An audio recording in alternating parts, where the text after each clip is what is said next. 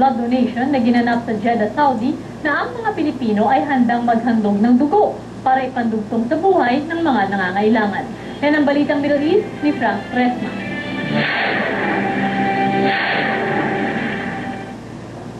Sa bawat patak ng dugong ibinibigay ng Kapatirang Triskelion, may buhay na sinasaklolohan para sa kapwa Pinoy o ibang lahi. Walang pinipili sa pagtulong ang kapatiran, anumang relihiyon o antas ng buhay at lugar. Masaya dahil nga nakakatulong sa ibang nangailangan ng buhay. Mahigit 70 miyembro ng mga bro at sis ang nakiisa sa Give Blood, Give Life Part 2 sa King Abdulaziz University Hospital sa Jeddah. Inisyatiba nila ito para maibalik ang biyayang ibinibigay ng Saudi Arabia sa mga Pilipino sa pamamagitan ng mga trabahong na ibibigay sa mga kababayan.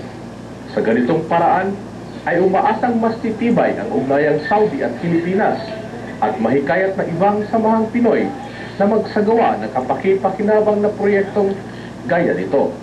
Ito ay isang paraan namin, isang step para kami ay tularan ng ibang grupo dito sa community natin, mga Pilipino, sa pagtulong.